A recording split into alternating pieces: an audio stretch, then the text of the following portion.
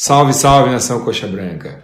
Mais um programa, hoje em clima de velório aqui. Fomos massacrados e dominados pelo Guarani. Então, roda a vinheta e segue lá.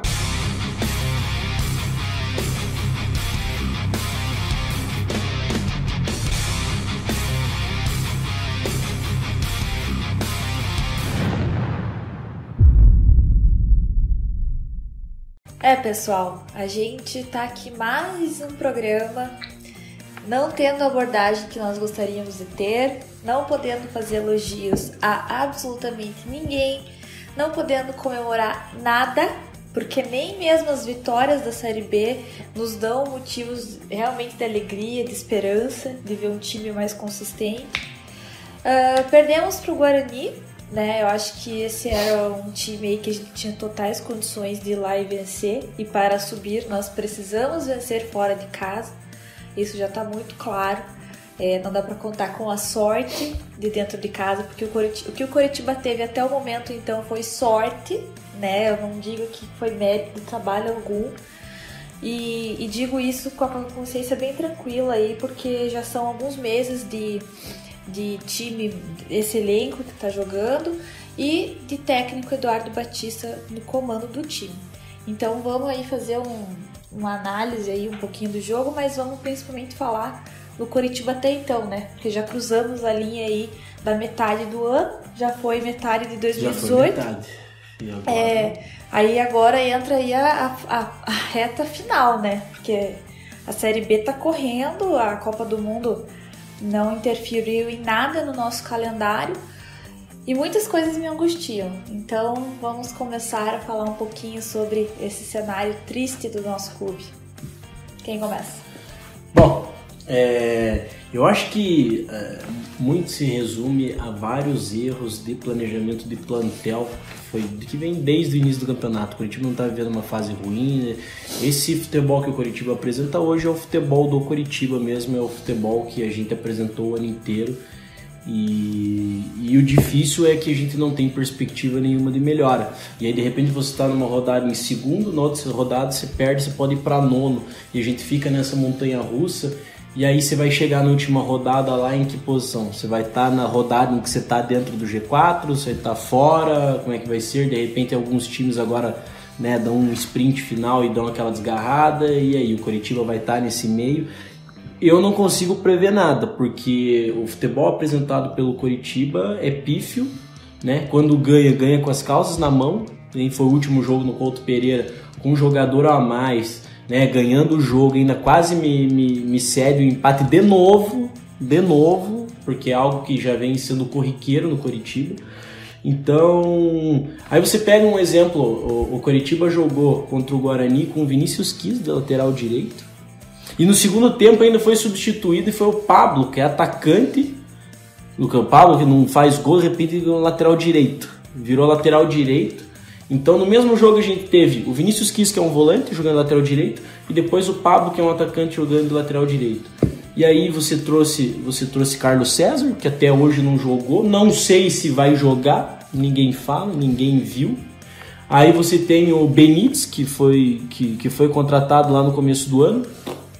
Então você vê que esses erros na montagem do plantel estão fazendo efeito até hoje. E aí não tem muito o que dizer. O Coritiba foi lá, contratou mais um atacante agora para ver se resolve, né? Vai ser, acho que, a quarta opção usada no ano.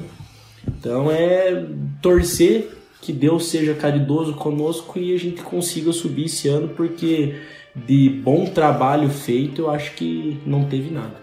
Eu acho que a análise, como bem frisou o Nath no começo, e já reiterando o que você está colocando aí, Clêncio, em relação a não é só pontual a questão do Guarani, né? O Coritiba, desde janeiro, desde a primeira partida do ano contra o Prudentópolis, no estádio Couto Pereira, na primeira partida do Campeonato Paranaense, não consegue ter regularidade. Em nenhum momento do ano o Coritiba conseguiu apresentar regularidade. Até o jogo da primeira fase da Copa do Brasil contra o Parnaíba, que o Coritiba também fez um gol no Abafa, foi um gol, toda uma loucura dele, teve um lapso temporal ali que conseguiu engatar umas vitórias dentro do Campeonato Paranaense, levou sorte, acabou jogando com o Rio Branco, aquela primeira que a primeira fase do Campeonato Paranaense acabou levando a taça de Dionísio Filho, mas se você for ver, o Curitiba em nenhum momento, não teve nem 2 semanas, 15 dias assim de constância, né, de regularidade. Uma partida boa que o Curitiba fez, por exemplo, na Série B foi contra o Vila Nova em casa, que ganhou de 2-0. Mas nem na partida anterior, nem na partida depois, nem nas classes que sucederam, o Curitiba não consegue manter regularidade. E aí eu acho que é muito, não vou dizer cruel a palavra, mas o injusto, mas colocar a culpa totalmente no Eduardo Batista, não essa culpa tem que ser compartilhada nesse momento. Certamente. Entre a diretoria, entre o Samir, entre todos os vice-presidentes, o Augusto, que é quem contrata, o Tcheco, que é auxiliar técnico, o Eduardo Batista. Então está na hora de cada um assumir sua parcela de culpa, se reunir, sentar numa mesa, como todas as pessoas adultas, e cada um assumir. Eu posso fazer isso pelo Curitiba. A mim cabe isso. A torcida organizada cobrar nisso, aquilo outro. Só que o que você observa, Nath, é uma coisa que não tem cobrança. Ninguém fala nada. E a torcida fica nessa, né? É complicado, porque assim, existiu, né, na campanha dessa diretoria eleita o plano de austeridade fiscal, de não ultrapassar o orçamento, de dar continuidade no projeto, ter um projeto consolidado, não demitir técnico por causa de uma sequência ruim de resultados, etc e tal, que é o que a gente precisa, o que a gente almeja. Realmente, acho que isso é um desejo comum. Elenco inchado. Exato, um elenco inchado, até porque o Curitiba teve que refazer todo o seu elenco. Se a gente for ver quem estava no elenco e quem chegou, a gente é praticamente o Paraná Clube desse ano, né? Só que a gente não trouxe 30 jogadores. Mas assim, pegando o exemplo do Paraná, eles subiram, o time deles inteiro foi desfeito, eles tiveram que fazer um time novo para a Série A. Esse time que está agora na Série B, na minha opinião, não joga a Série A. Já é complicado esse time na Série B, você imagina a nossa zaga jogando uma Série A. Não tem condições, né? Mas continuando, essa diretoria se elegeu com esse discurso, que eu acho bem justo, concordo. Agora, existe a questão de admitir os erros, de poder revogar decisões, de poder repensar o seu modo de trabalhar no clube, repensar os nomes que foram colocados em cargos muito importantes no Curitiba. Eu acho que isso deveria ser revisto sim, é uma opinião pessoal minha, porque não adianta a gente trazer 10 centroavantes e a gente continuar com uma zaga ruim, e a gente trazer 10 centroavantes que não marcam. Ou a gente se desfazer do Kleber, comemorar a saída dele. Agora saiu uma notícia do Alexandro no Fortaleza, só que tinha impasse salarial. Vamos supor que ele saia do Curitiba até o final do ano. Vamos comemorar que não vai mais existir salário inchado. Mas aí a gente está recompensando essa economia aonde? E como que a gente está fazendo isso? Então eu acho que esses são os pontos que agora, nesse momento, a gente tem que pensar, e eu espero que a diretoria internamente faça isso, porque se a gente chegar até o final do ano dessa maneira, correndo riscos como nós estamos correndo, dependendo de sorte, não sei se a gente sobe, e se a gente subir... Vai ser um Deus nos acuda. Vai ser. E aí o planejamento de 2019 vai ficar comprometido, porque a diretoria não vai trabalhar nesse ano dentro do Coxa. A diretoria tem 2018, 2019 e 2020. Né? Então, não fazer como o Paraná Clube, pelo amor de Deus, porque o Curitiba, não preciso nem dizer, né? A diferença entre Curitiba e Paraná Clube aqui, mas, enfim, era essa a minha opinião. Acho que a administrativa é essa, porque o time não tem muito o que a gente falar, a gente já falou aqui. Isso vai ser repetitivo, né? Se a gente ficar falando e... Não, e esse negócio que você falou, só para finalizar, de comprometer 2019, eu acho que é algo que já está acontecendo. Por exemplo, que o Curitiba suba hoje, o que se mantém para o ano que vem em termos de time?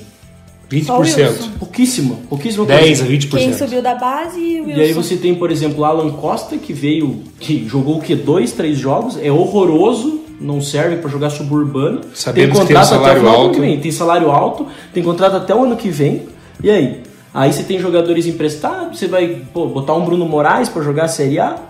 Ou seja, você vai praticamente ter de reformular teu elenco novamente. E aí numa Série A, né, se Deus quiser, que é muito mais difícil, é um desafio muito maior, muito mais complicado. Então eu me preocupo não só com esse ano, porque esse ano é capaz ainda de conseguir aí, que esse nível de Série B está muito fraco, então ainda é capaz de conseguir subir, mas aí 2019 começa a se desenhar bem preocupante para o Curitiba. Sobre isso, citar o exemplo de quando o Coxa, das outras vezes que a gente montou elencos na Série B, eu acho que o exemplo melhor é a Série B de 2010, né? A gente conseguiu ele manter basicamente, acho que 70%, 60% espinha do dorsal, time, né? para 2011. E foi um time que foi bem reforçado em 2011, né? Sim, veio. Manteve seus goleiros, a zaga, o Léo Gago jogou bem em 2010 e 2011, né? Leandro Donizete, teve vários jogadores ali, eles mantiveram aquela espinha. O time é praticamente o mesmo, né? Acho que a gente perdeu quem? O Henrico e uma outra peça Dudu, que não hoje está no Palmeiras, né? Dudu. Que era um grande destaque do time em 2010. E as outras peças não eram os principais jogadores e vieram melhores. Mas aquele ano foi feito um estudo, uma preparação. E notem que aquele ano o Curitiba jogou 10 partidas que teriam que ser disputadas dentro do Couto Pereira, foram jogadas em Joinville, longe de sua torcida. E mesmo assim o clube chegou no final do ano e foi campeão brasileiro da Série B. Numa Série B que o nível era acima, muito acima desse ano. Aquele ano era muito tinha acima. Bahia, tinha Sport Recife. Era uma Série B que ela tinha um patamar acima da de 2018. Então nos preocupa bastante. Então quando a gente fala, a gente cobra, a gente não está jogando contra o Curitiba. A gente está alertando porque nós somos tanto torcedores quanto quem está lá, tanto quem vai no estádio, aqueles que não têm condições, que tem que escutar na rádio, que não consegue acompanhar o clube, pagar um pay-per-view, né? Que está nas redes sociais aí bradando por um time melhor. Os coxas hoje todos estão exatamente no mesmo barco. Porque eu percebo assim que a torcida ela tá perdendo a vontade de ver o Coxa. Ainda com ingresso barato, ainda que existam condições, ainda que o jogo passe no Sport TV, eu vejo cada vez mais um desinteresse crescente na nossa torcida, assim, e eu acho isso bem triste, porque eu posso não ter muitos anos aí de torcedora como grande parte, mas não é a única dificuldade que o Coxa está passando desde que eu acompanho ele. Eu comecei a torcer pro Coxa, o Coxa estava na Série B. Só que é a primeira vez que eu vejo a torcida assim tão, realmente não se importando mais. O desânimo é tão grande que não fica nem mais puta, não desgasta energia nisso. Quem desgasta energia nisso passa muita raiva, né? Então eu acho que se a gente tem a oportunidade aqui de poder falar, de poder pontuar, a gente pediu para que as pessoas que nos assistam falassem sobre o técnico, mas não só sobre o técnico, que falem o que elas veem de fora, porque eu acho que a opinião, quanto mais opiniões a gente tiver, melhor a gente constrói algo sólido. Então eu acho que chegou aquele momento cravado no meio do ano de a gente rever o planejamento que foi feito desse início de ano, que já não foi seguido. Já dá para dizer que eu não sei se o orçamento ainda está dentro do orçamento, mas assim, se você furar um pouco do orçamento, vai ter que acontecer. Porque o Curitiba ficar na Série B é pior. E subir sem um planejamento para 2019 vai quebrar o orçamento da mesma maneira, né? Então, fica aqui, acho que as nossas considerações aí acerca do semestre do Coxa. Então, galera, vamos finalizar aí mais um TV Couto, né, com os nossos recados, com as nossas mensagens, com nossos abraços e com as nossas lamentações. Porque é meio difícil de gravar isso. Difícil. Nossa Senhora. Então, eu vou mandar um abraço pro Luca Scheid, ele é coxa branca, tá morando lá no Japão, acompanha a gente lá do outro lado do planeta, tá acompanhando a gente sempre. E pro Matheus Passos, então um abraço aí para esses dois torcedores. O meu abraço vai para um amigo meu que acompanha a TV Couto, o Flávio. Ele fez aniversário essa semana e eu sei que provavelmente ele vai assistir esse vídeo, então parabéns. E ele não torce pro Coxa, coitado, ainda bem, torce pro time que nunca caiu. E boa sorte aí pro teu São Paulo esse ano. Vamos mandar um abraço pra um louco aí que fizemos um churrasco domingão aí, galera, coxa branca lá, os caras chamam de Guaraná, o bicho toma uísque e finge que é Guaraná. O cara é muito louco. Então, pedi um abraço lá, diz que acompanha a TV Couto. E vou mandar um abraço também. Na verdade, não é bem um abraço. deixar registrado aqui, a gente tá gravando esse programa logo depois do jogo contra o Guarani, tá saindo notícia de ônibus incendiado da torcida lá. A gente não tem muitas notícias ainda, mas a gente espera que ninguém esteja ferido, que a torcida consiga voltar em segurança e que nada demais aconteça nesse retorno da torcida Coxa Branca para Curitiba. Esteja tudo bem com os nossos amigos aí que viajaram. São Paulo não é fácil. Mas vamos seguir. O próximo jogo do Coxa é só daqui a muitos dias, então eu não sei se a gente vai gravar outro programa, se a gente vai esperar, se vai existir alguma mudança nesse time. O Edson teve culto na Copa, né? Já acabou. Nem o Brasil, azar do caramba.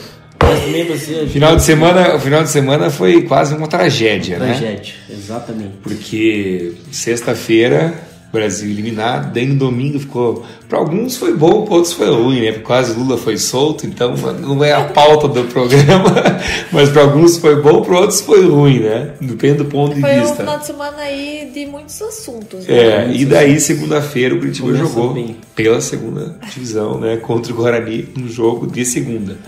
Então, horroroso. Nos vemos. Bom, não se esqueçam de nos acompanhar nas redes sociais. Vai ficar aqui embaixo o link de todas elas. Vocês já sabem quais são, então, por favor, entrem aí, ajudem o nosso canal a crescer, porque a gente possa cada vez mais trazer coisas boas a vocês. E boa sorte ao Curitiba.